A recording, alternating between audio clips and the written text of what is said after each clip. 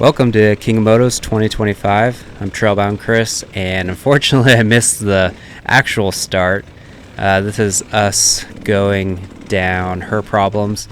The race actually started on idle issues like it did in 2023, but it only went up like the very beginning.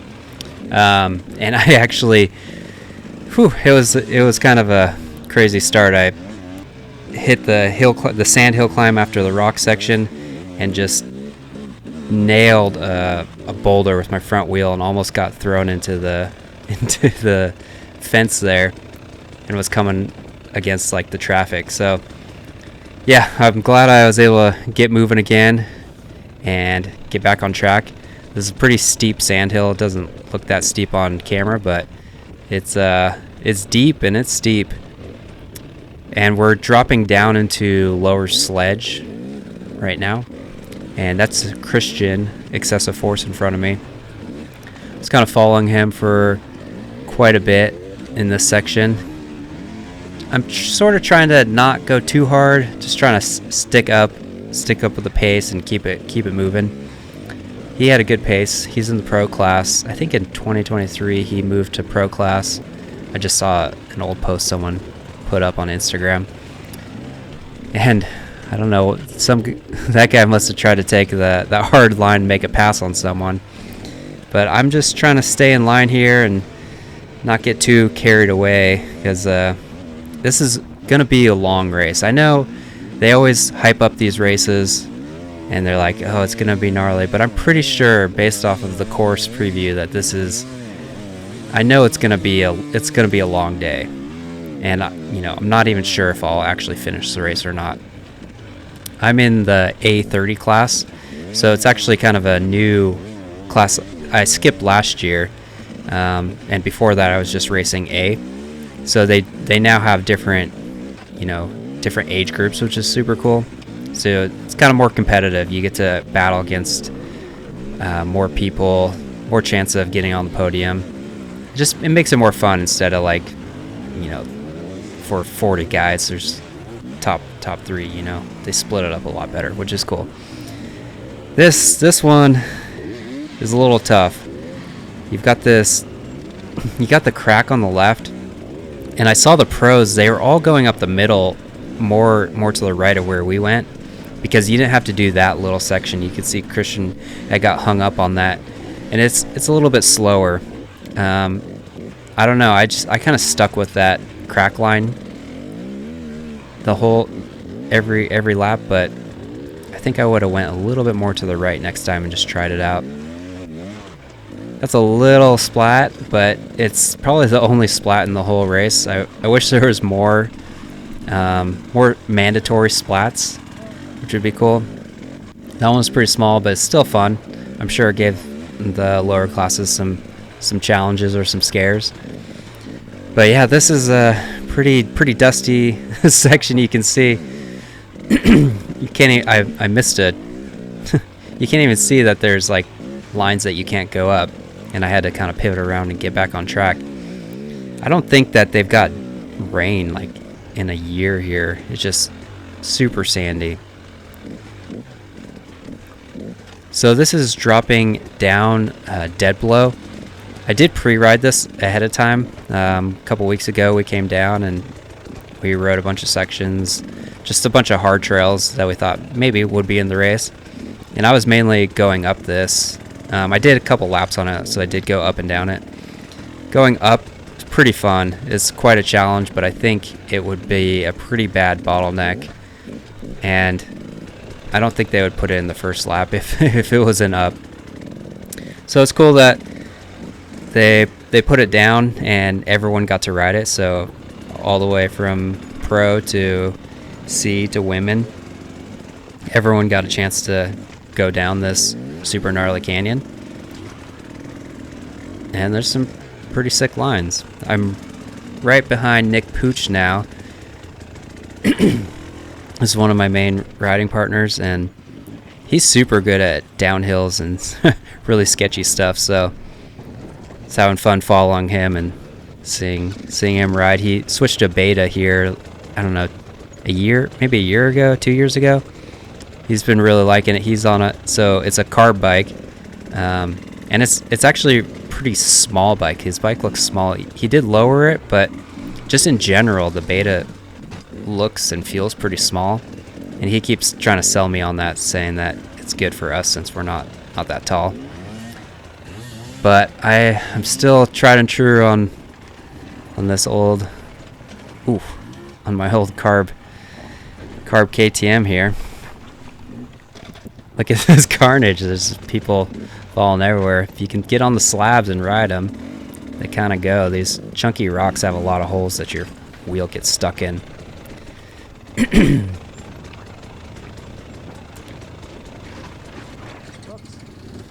Oh, caught up to Enduro Method Josh. He's been training super hard, even though he lives in Montana, or technically Idaho. Sorry, he does live in Idaho. He's close to the border though, and he's just he lives in the snow. He's been running trials in like a barn that they took over and built a trials course. So he's putting in hours on the trials bike, and then hours, in the gym. He owns a gym. He runs Enduro Method, which is focused on training for enduro, or basically hard enduro, because that's his thing. So that's pretty cool. And he was crushing it yesterday. He pulled in front of me at lap 2, I think, or I don't know. He pulled in front of me somewhere, and I just never saw him again. And he started like 2 rows behind me, or 1 row behind me in the A40 class. So I'm in A30. So I think this is Sunbonnet. It's kind of 4x4 crawler trail. Pretty wide, just lots of different options. Not very steep, but still enough of an incline to kind of get things moving a little bit. Coming in the check.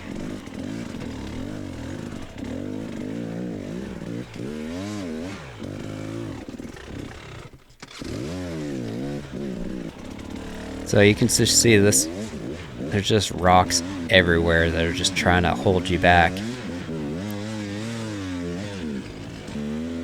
And the bike is just lugging this whole time. This is still lap 1. Little edges everywhere. Finally starting to get a little hot. I am trying to kind of conserve and go easy. And I've caught up to first place in my class. Nick Hatch, I believe. When I looked at the scores, it looked like the first couple of checks he was in second place. And it looks like he was pushing pretty hard, trying to get through this stuff fast. Riding good.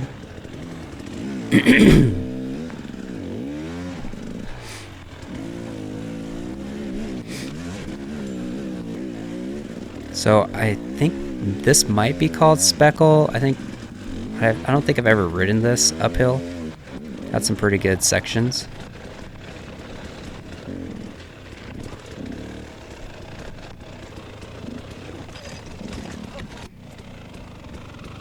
Starting to get gnarly on the downhills. So this race had lots of downhills. You can see a lot of hike bikes going on.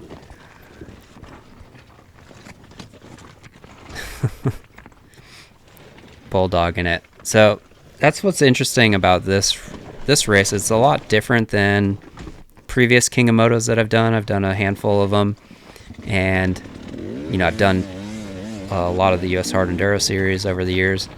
This one was like primarily a downhill race. There was only like one hard uphill, and I think that wasn't until the second lap. And I don't know, it's just kind of interesting way to do it. That I didn't hit very many bottlenecks because of it, because it just kept things flowing. And it's kind of gnarly. It doesn't take the technical skill to get up things, but it is its own technical skill on its own to not crash and to keep the back wheel down. Actually, like the back wheel kind of wants to lift and throw you over the bars. So it's kind of a different type of thing. It's kind of like a downhill mountain bike race. It's a really gnarly one, at least.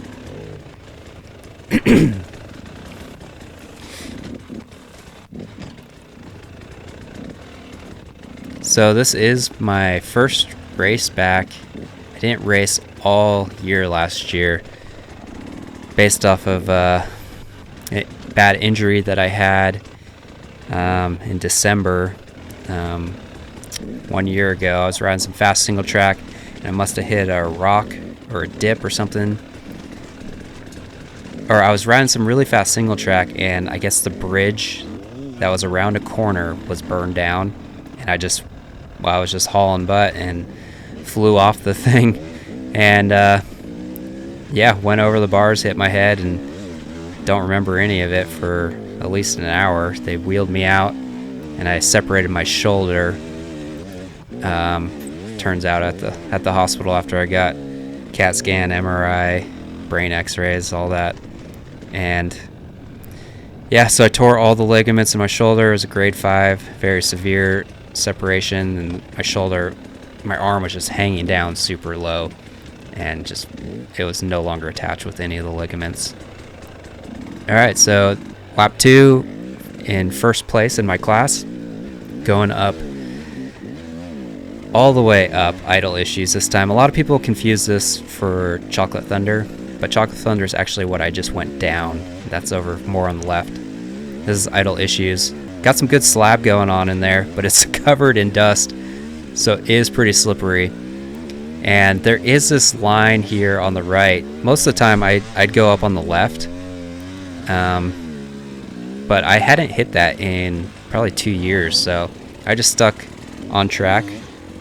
This is Devin from Crosslink up in front of me. So this little technical section, just not as dicey. Just not as dicey as that left-hand wall hit that they actually sent us up back in 2 years ago when I did it. They sent everyone up it, which was pretty gnarly. And I forgot to change my lap over, so got to redo that. So a lot of this is the same, and I'll kind of skip through this and make it go faster to get to the next kind of newer section, which is downtown, which is... Oh! Forgot I almost lost it on that one. It's pretty steep, and it got out of control. Got pretty western there. That blew through those bushes. Yeah, so anyways, I was talking about my injury, that shoulder separation. Man, that had me out for a very long time. It took me a month to even get the surgery because I was just trying to see if I could manage to not have the shoulder surgery, and my arm was like hanging down like 7 inches too far, and it just didn't seem like it was ever going to be like dialed, even though so many people had like grade 3s or grade 2s and 1s, and they're like, oh yeah, I'd never had surgery and it healed. But every surgeon, doctor, PT I talked to, they're like, yeah, you should probably get the surgery. So I ended up doing it, and like they said, I was pretty much out for 6 months. It was very painful. First 6 weeks were just insanely painful, and tons of work with PT and trying to get the stretch back in my arm, trying to be able to lift it and move it again. But after 6 months, I was able to start riding some trials, tiny bit of trials, and some light single track. But that wasn't the end of my issues of the year. I was getting ready to do the last race, the Donner Hard Enduro. I was like, okay, I'm feeling pretty good. Haven't been riding much Hard Enduro, but I've been riding single track, and starting to try to ride a little bit of gnarly stuff. And then 1 week before Donner Hard Enduro, I fractured my wrist, so that put me out for the race. It just wasn't meant to race last year, I guess. The wrist was nothing bad, but it was enough to keep me out for a month or two as I healed that one. So shoulder got even more time to heal, which is good, I guess. So we're still going down the dead below. Some gnarly sections coming up to the check here. Lucky 77. So, oh yeah, that's Boogie the Hawaiian. We are going back and forth a lot on the last lap. He passed me there, and then I don't know. I caught up to him. I think I caught up to him. Must have been at the last lap or the third lap. We went back and forth. He's in A open though. So the bike that I'm riding might look like my previous bike, might look like Clappy, but this is actually a fresh bike. It's identical to Clappy. It started as a 2018 250XC, just like Clappy was. It's got the carbon kickstart, but this one only has 50 hours. Clappy has 680 hours. I got both of them running, got both of them built up mostly, but this freshie was still 250 for a while. I was kind of looking for a cylinder, and I was trying to play with the Mikuni carb to see if I could get it dialed, but you know, time was running out, the race was coming up, so I finally just started parting out Clappy. I pulled the 300 cylinder off of that, which had hundreds, 600 hours on that cylinder. Pulled the carburetor, so I've got the lungs and the heart off of Clappy on this freshie, and it's actually crazy how much different the bike feels. I had to richen up the carburetor like so much to get it to run good, and just the power is just different, and I'm not used to it, and I was like, the day before the race I was just fiddling with it, trying to get it to feel like Clappy. And I think I finally got it pretty close by messing with the power valve, trying to get the power to hit kind of how I want it to hit, how Clappy used to hit, I guess. But it's just so surprising that everything's basically the same, and it just has a lot different feel. But I think by the end of this race I started getting used to it, because this is a long 6-hour race. The terrain here was pretty tricky to get the suspension working good. There was a lot of kind of medium fast sections and off cambers with loose rocks all over them, and it just felt like marbles, and I was trying to get things dialed in. This is a really sick section. We're on downtown now.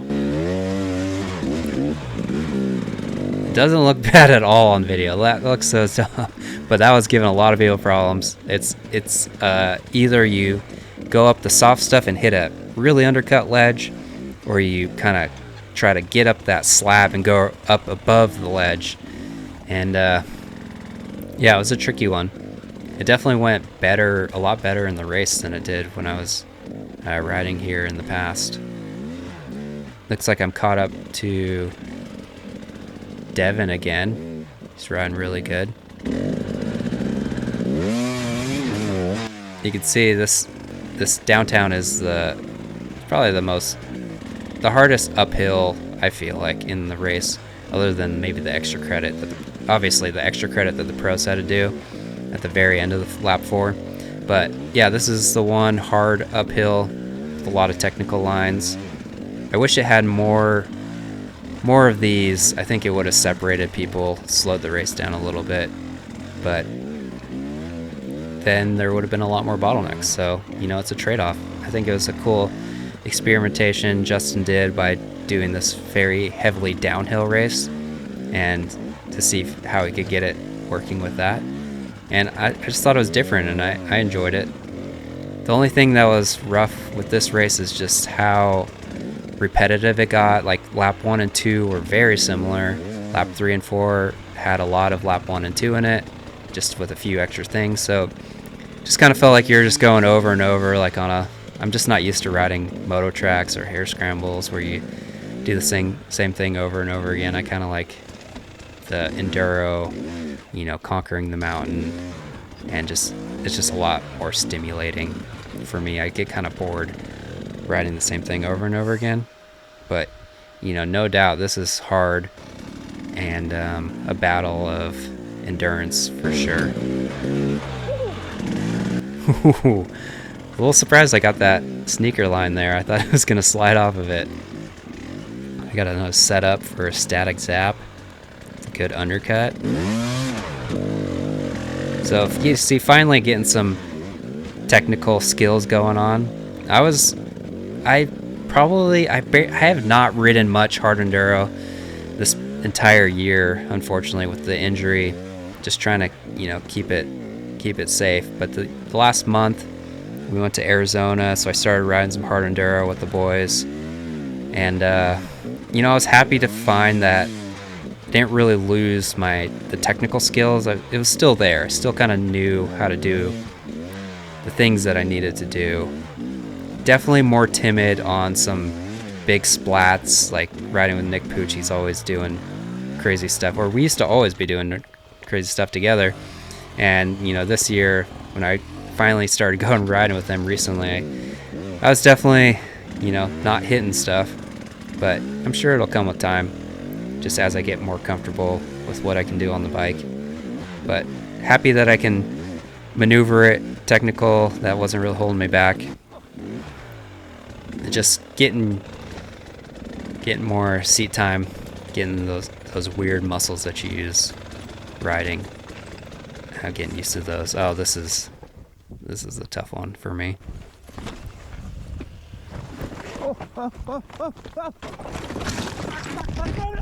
Oh, shit. Yeah, that was me screaming for my life, because see where the bike ended up. I went over the bars, and the bike, I could hear it rolling, like about to roll, and it just went directly on top of me, rolled all the way over me like a snowmobile flip, just smashed me face first, just smashed me on the back into those rocks. That was pretty freaking scary. Damn. Yeah, I was pretty shaken up here. That was scary. Probably, I don't know, probably lost 5 to 10 minutes there, just kind of getting reset. My wrists are kind of killing me now because I got smashed into it. I think this is called, this is Upper Bender Alley, I believe. We only did this on, no, we did this on lap 2, 3, and 4. So yeah, that was a scary one. That cost me some time, and then had to do all this sketchy downhill also. So we got lap leader there, Will Reardon, and then Tristan Hart's going to be coming up behind him. There's kind of a gap, so I just kept going because it was just a downhill.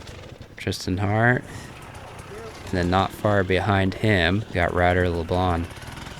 And I didn't see Cody Webb, so we do split here down at the bottom of this, but there's a good little, those top guys had a good gap on Cody. They must be on their third or fourth lap. I'm only on my second right now, and they're lapping me.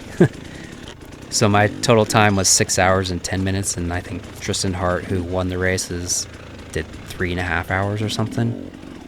Absolutely crazy how fast these guys can ride.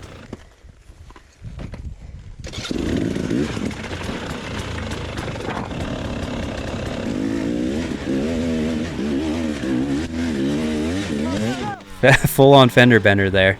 His fender was already cracked, though, to be fair. And it really sucked starting on this.